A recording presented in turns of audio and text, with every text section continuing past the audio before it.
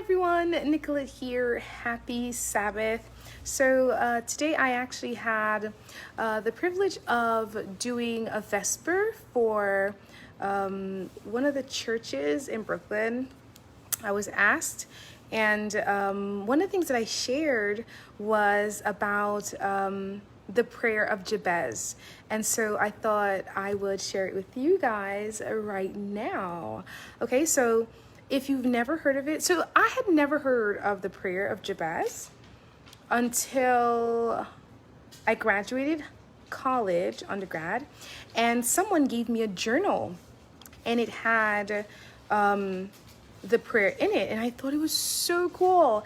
And then you know how like you never hear of something. Thank you. Yeah, these are not new, but I haven't worn them in a very long time. I've put my other ones away just because I wanted a new look. Yeah, so right, what was I saying? Right, so you know how like you don't see something and then once someone tells you about it, now all the time that you're going to start seeing it. So anyway, I had never heard of the story of Jabez until I got this journal, and it gave the story. And then I think in the same week I came back from school, and then I learned there's a whole song on the story of Jabez, which I don't recall at the moment, but it was a pretty cool song, and I remember hearing it. But anyway, so if you've never heard the prayer of Jabez, I am going to read it to you. So you find it in 1 Chronicles 4 verse 7, and it says, "And Jabez called on the God of Israel, saying, Oh, that thou wouldest bless me indeed, and enlarge my coast, and that thine hand might be with me, and that thou wouldest keep me from evil, that it may not grieve me. And God granted him that which he requested." Okay, so when I came to find out that Jabez's name means pain and suffering, I understood what the prayer, why he made the prayer, right? And so like in the little devotion that I was doing tonight, what I was saying is there are times where, you know, it seems like our destiny might be meant for, you know, like we're in a bad way, right? Maybe you made a mistake. Maybe your family is, you know, you're from a bad family or poor neighborhood, disadvantaged, underrepresented, whatever, right? And so it looks like there's nothing good in store for you because of the circumstance of your life, of mistakes that you made, of where you live, right? And so the outlook might be gloomy and dim and just not great, right? So in the same way that Jabez's name was, you know, meant sorrow and pain, so he thought that his name would represent what his whole life would be about pain and suffering. So I'm assuming his mom had him, like when his mom was delivering him, whatever, there was like a lot of pain and suffering for her, and so that's why she named him that. So then he was afraid that all of his life he would represent pain and suffering, he would bring sorrow, he would, right? And so he was so fearful of that he made this prayer. And again, so a lot of us, right, because of certain circumstances, because of our upbringing, because of mistakes, we might feel like forevermore we're going to produce suffering, be in this negative, gloomy, melancholy spot, and there's not going to be a break, you know, happiness or whatever. So if you're in that position and you're afraid of your future and you're thinking, will I ever have happiness? Will I ever? God can change your future, okay? Whatever mistake, whatever circumstance, whatever problem you're facing now, it does not need to define your future. Yes, things happen. We cannot control where we live, who our parents are, even the schools that we attend. Sometimes we cannot control the jobs that we go to because that's what's available to us. Sometimes you can't definitely control your family, right? You can't control your mom and dad. You cannot control certain things about your birth, about where you live, okay? Especially when you're young. There are certain things that may have happened to you. Maybe you were abused. Maybe you were hurt. Maybe you're handicapped, right? Like, there are certain things about our lives we cannot control. Like Jabez, he could not control the fact that his name was Jabez. I don't think it's like nowadays that if I don't like my name, I can totally go and change it. I actually know of a friend from college who a classmate of mine who changed her name, right? And was like, I wonder, I kind of think I know why she might have changed her name, but like whatever connection that she had with her name, she didn't like it. She didn't like what it represented. She didn't like whatever. So she was able to change it. There are certain things that we can change, but there are certain things that we cannot change. You cannot change your color, right? You can't change that.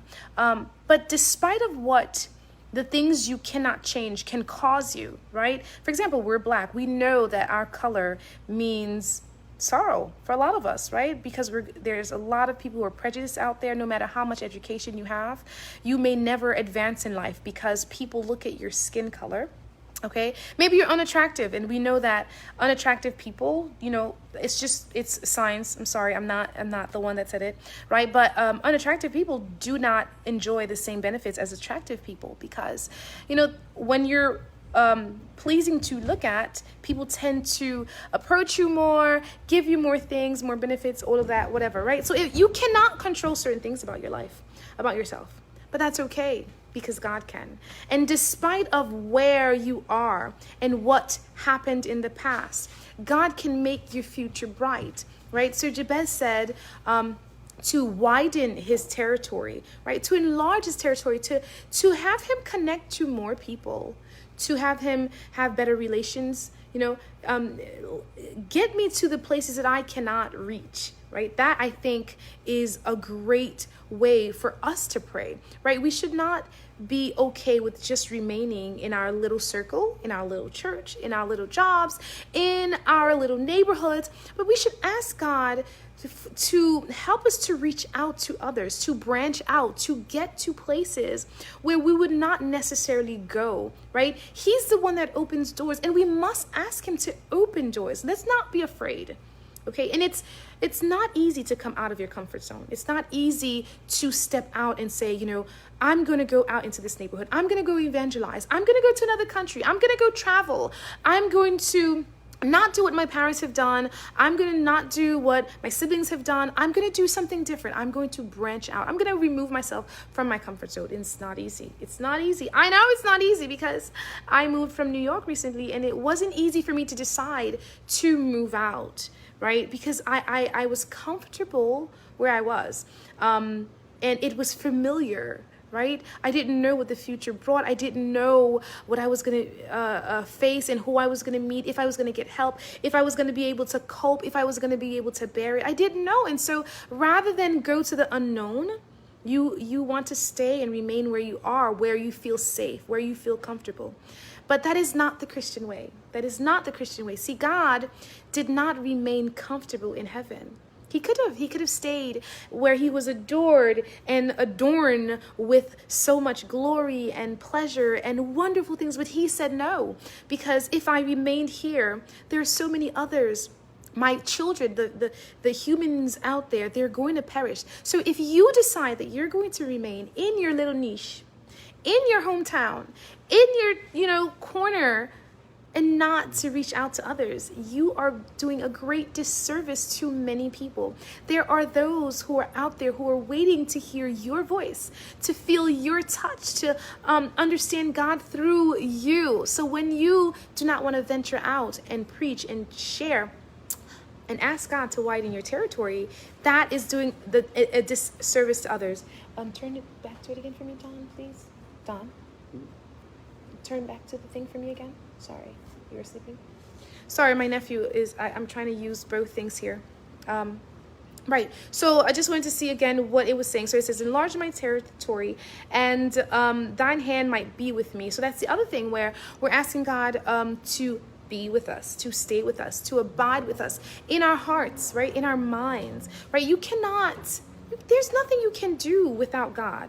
If God is not with you, you will not have the strength or the power or the understanding to do anything, right? You want to put God in everything that you do, every choice that you make, everywhere that you go, every word that you say. You have to think about God first. Like, what would he do? You know, that the slogan, what would Jesus do? That is something that you have to say in your heart, in your mind, all the time. So he says, thine hand might be with me, that thou wouldest keep me from evil. That's the other thing that we have to ask God for, to keep us from doing the wrong thing, right? It's great and wonderful to call yourself a Christian, to tell people that, you know, you want to do the right thing, you want to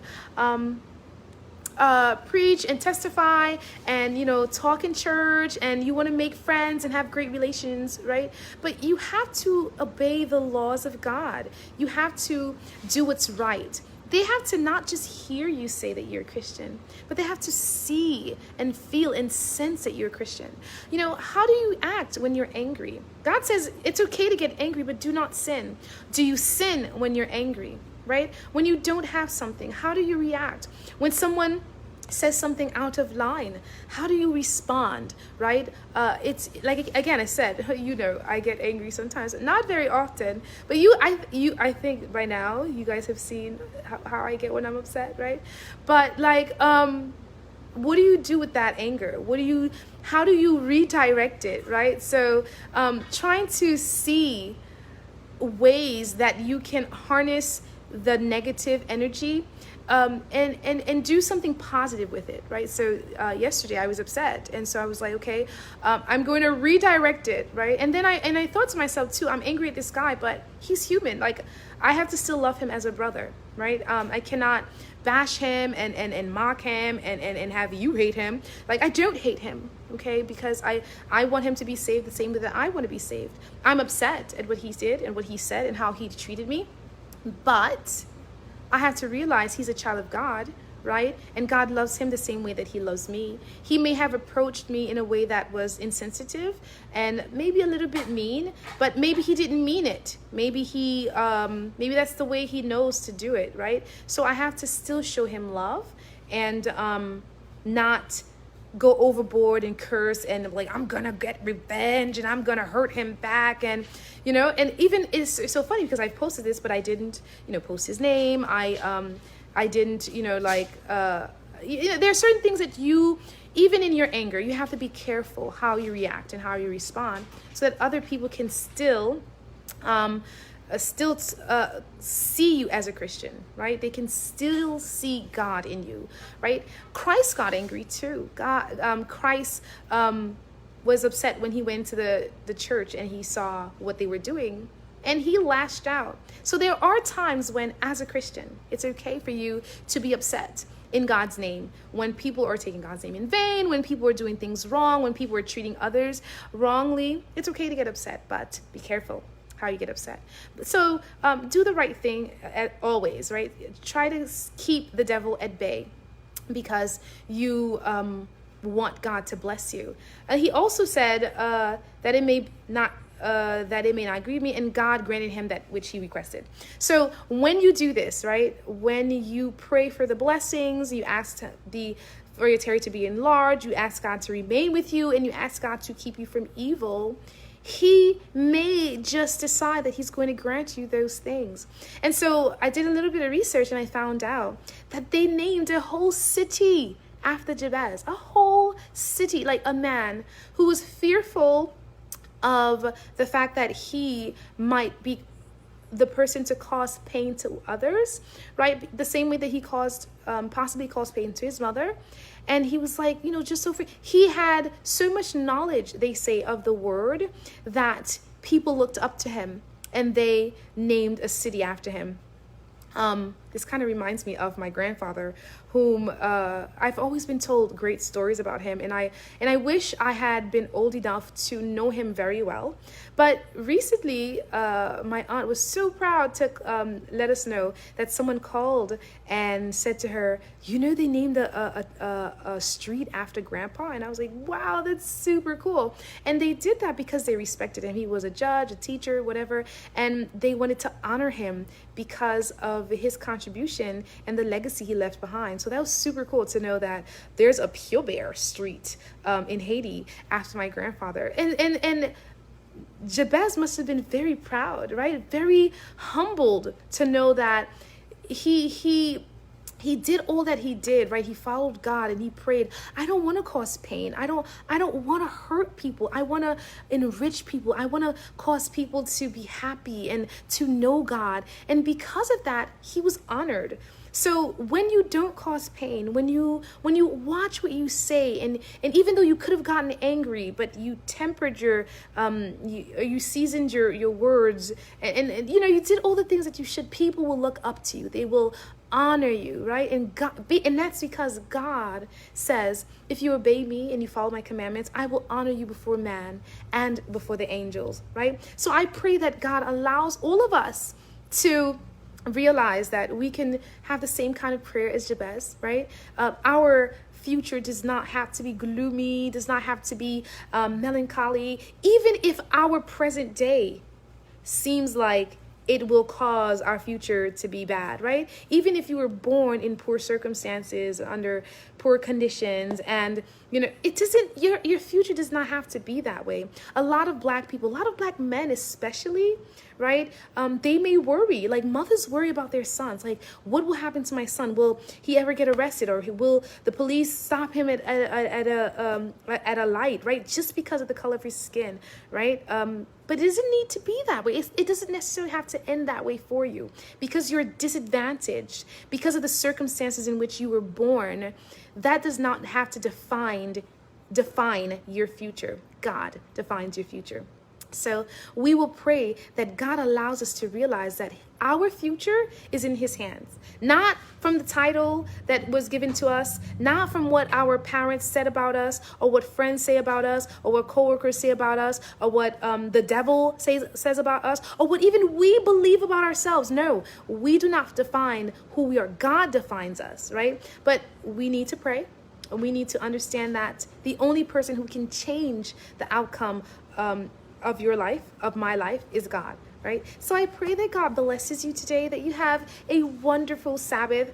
I didn't do my little singing today because my phone that I get the app from is upstairs and it's rather late, and I was doing the Vespers at the time that I could have been singing, but I thought I would bring you this little message about Jabez, whom I love. There are literally two people that I just, like, two minor characters that are my favorites in the Bible.